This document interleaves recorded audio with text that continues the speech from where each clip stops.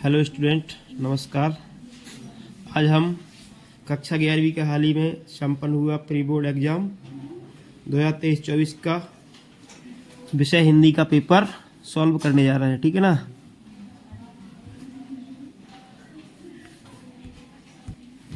पहला क्वेश्चन जैसे था, सही विकल्प का चयन कीजिए। ठीक है ना।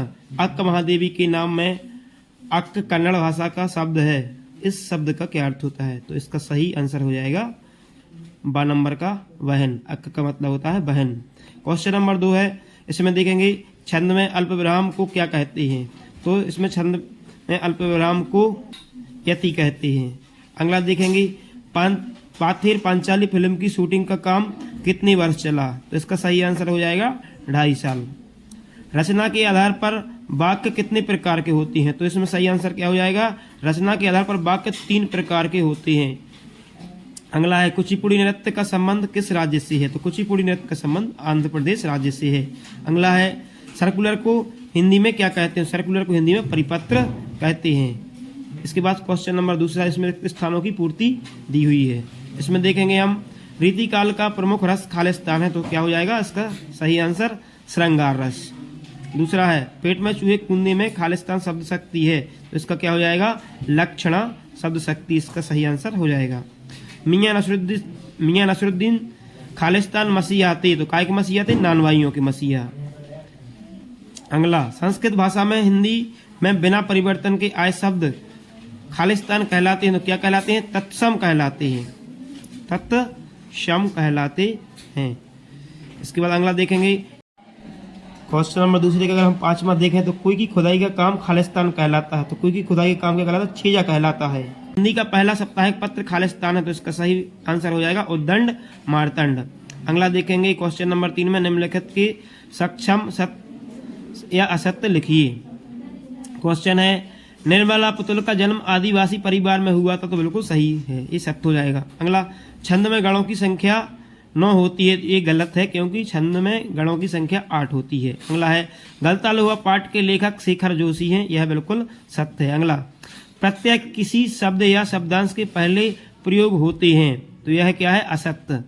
अगला, गुप्त काल कलाओं का स्वर्ण युग कहलाता है, यह हो जाएगा बिल्कुल सत्य है। अगला है, सरकारी पत्र अनौपचारिक पत्र की श्रेणी में आते हैं, नहीं, ये असत्य हो जाएगा क्योंकि सरकारी पत्र औपचारिक पत्रों की श्रेणी में आते हैं। इसके पश्चात हम क्वेश्चन नंबर 4 में देखेंगे, सही जोड़ियों को मिलाना है। ठीक है ना। तो महावीर प्रसाद द्विवेदी, इसकी किससे मिलेगी? द्विवेदी युग से, क्योंकि द्विवेदी युग का जो प्रारंभ हुआ है वो महावीर प्रसाद द्विवेदी के नाम से ही हुआ है। अगला है, तार सप्तक।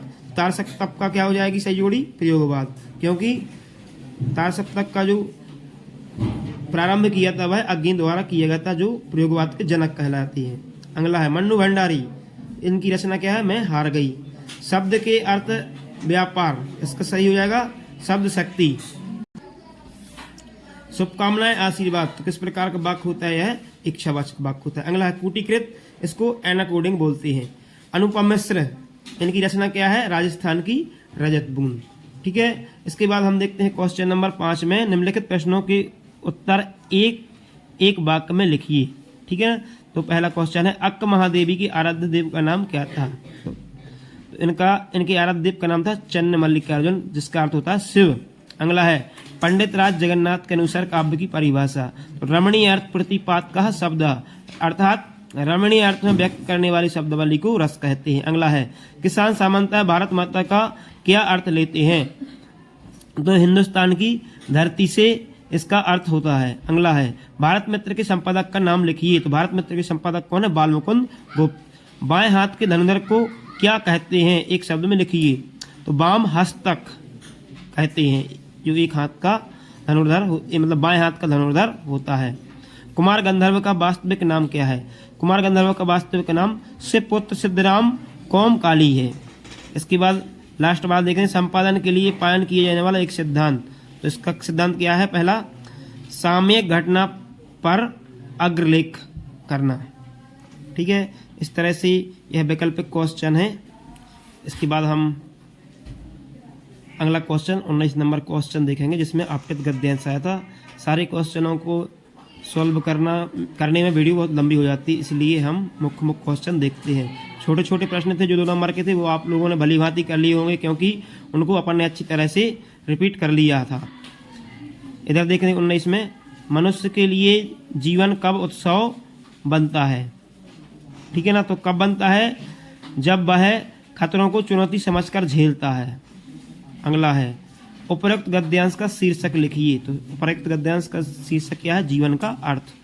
संतोष का शब्द विशेषण लिखिए। तो संतोष का विशेषण क्या हो जाएगा? संतोषी।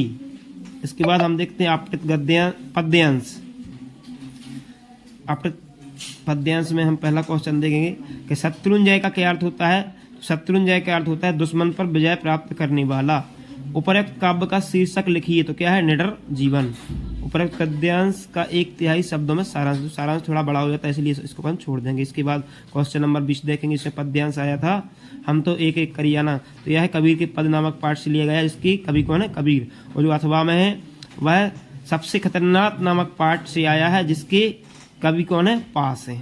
इसके बाद हम क्वेश्चन नंबर 21 का देखें तो यह गद्यांश था जो नमक की दरोगा पाठ से आया था, जिसके लेखक कौन है? मुंशी प्रेमचंद हैं। इसके बाद जो अथवा में गद्यांश आया है वह विदाई संभाषण से है, उसके लेखक पाल मुकुंद गुप्त हैं। इसके बाद देखते हैं एक सिंपल सी एप्लीकेशन आई थी क्वेश्चन नंबर 22 में, नगर पालिका अध्यक्ष को नियमित सफाई न होने पर एक शिकायती पत्र। ठीक है, उसके बाद सिंपल ही निबंध है, कोई खास ऐसे ज़्यादा नहीं आए, जो अपन पढ़ते हैं हमेशा वही आए हैं। श्रम का महत्व, स्वच्छ भारत अभियान है, मेरे सपनों का भारत, वर्तमान समय में कंप्यूटर की उपयोगिता, महानगरीय जीवन।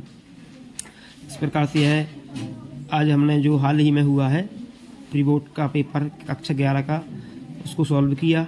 ठीक है, अगर वीडियो पसंद आए तो चैनल को सब्सक्राइब करें, वीडियो को लाइक करें। आपने वीडियो देखने के लिए इतना समय निकाला, इसके लिए आपका बहुत बहुत धन्यवाद।